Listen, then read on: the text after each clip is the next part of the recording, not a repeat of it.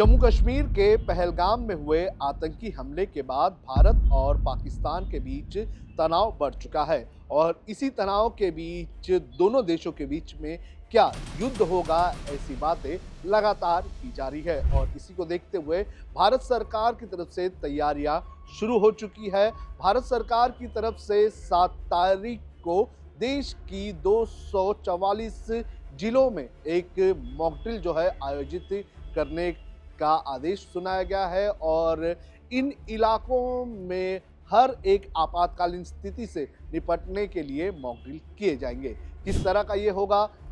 Mock drill और महाराष्ट्र के कौन कौन से इलाकों में इस मॉक ड्रिल को अंजाम दिया जाएगा, कौन कौन सी एजेंसीज इसमें शामिल होगी, इसकी जानकारी आपको एक एक करके देते हैं। सबसे पहले बात करेंगे महाराष्ट्र के कौन कौन से जिलों में इस मॉक ड्रिल को किया जाएगा। जो लिस्ट हमारे पास आई है उस लिस्ट के अनुसार महाराष्ट्र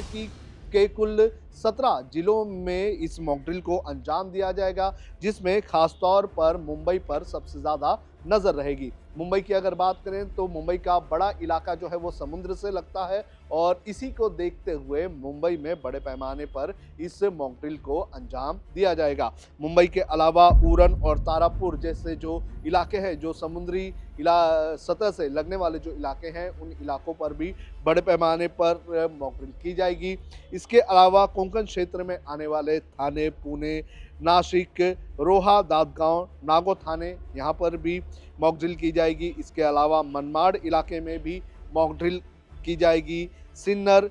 थल वायशेट जो कि एक अलीबाग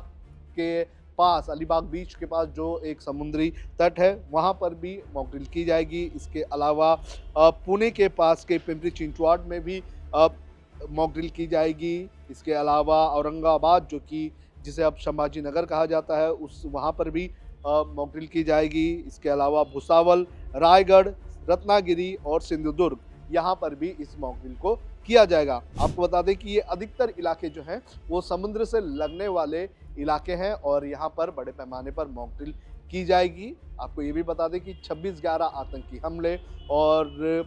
1991 में जो मुंबई में बॉम्ब धमाके हुए थे, उन सभी जगहों पर जो है समुद्र का इस्तेमाल करके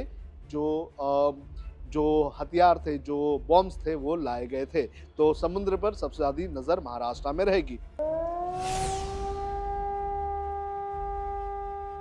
अब आपको बताते हैं कि किस तरह से इस मॉक ड्रिल को अंजाम दिया जाएगा। दरअसल मॉक ड्रिल की अगर बात करें तो मॉक ड्रिल जो है ये आपात स्थिति में निपटने के लिए जो है की जाती है और केंद्र सरकार ने इसका आदेश दिया है और इस मॉक ड्रिल को करने के पीछे का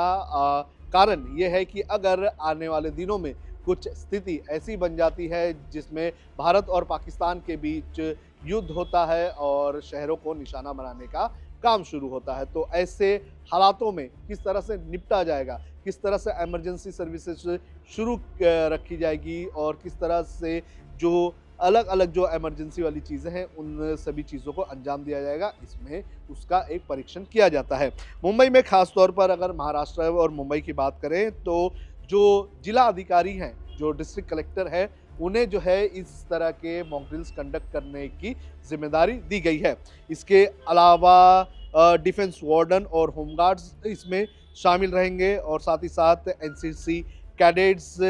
एनएसए, राष्ट्रीय सेवा योजना के अंतर्गत आने वाले जो लोग हैं वो इसमें रहेंगे। इसके अलावा नेहरू युवा केंद्र संगठन भी इसमें शामिल होगा इन मॉक ड्रिल में। इसके साथ ही साथ स्कूल कॉलेज के छात्र भी इसमें हिस्सा लेंगे। इसके अलावा एनडीआरएफ, पुलिस और जो प्रशासन है, जैसे बीएमसी हो गया, केडीएमसी हो गया और थाने म्युनिसिपल कॉरपोरेशन हो गया, ये प्रशासन भी इस पूरे मॉक ड्रिल में शामिल होंगे। इसके अलावा रेलवेज और जो हॉस्पिटल प्रशासन है, जो सरकारी अस्पताल के प्रशासन के लोग हैं, वो भी इसमें शामिल होंगे। अब ये जो मॉक ड्रिल कंडक्ट किया जाएगा, खास तौर पर आपको बता दें कि ये जो मॉक ड्रिल है ये उन हालातों में जो है उनका जायज़ा लेने के लिए कंडक्ट किया जाएगा, जैसे कि मुंबई जो कि समुद्री इलाका है, जो समुद्री तट से लगा हुआ है, अगर यहाँ पर पाकिस्तान की तरफ से कोई मिसाइल दागी जाती है या फिर समुद्री इलाका है, यहाँ पर अगर किसी भी प्रकार से अगर सुनामी जैसी सिचुएशन हो जाती है या फिर कोई बड़ी घटना पड़ हो जाती है, तो यहाँ पर चीज़ों को किस तरह से मोबिलाइज़ किया जाएगा, लोगों को किस तरह से अलर्ट किया जाएगा, लोग किस तरह से जो है सुरक्षित स्थानों पर पहुँचेंगे, किस तरह से वार्निंग दी जाएगी। आपको बता दें कि सुनामी के लिए जैसे कि अगर महाराष्ट्र मुंबई में सुनामी आती है, तो उसकी वार्निंग देने के लिए एक बहुत ही बड़ा अलार्म सिस्टम जो है, वो वेस्टर्न नेवल कमांड के जो आईएमडी का जो दफ्तर है, वहाँ पर लगाया गया है। तो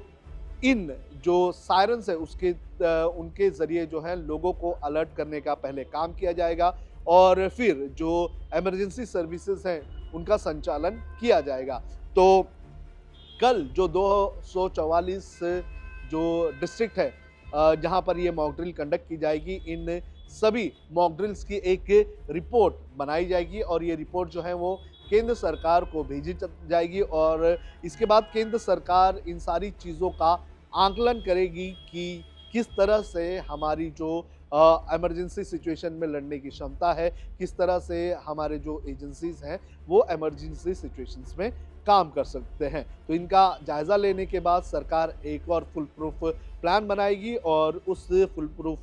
प्लान को जो है वापस से जो जिला अधिकारी हैं वहाँ उन्हें भेजा जाएगा और उस हिसाब से जो भी बदलाव है वो करने की बात कही जाएगी।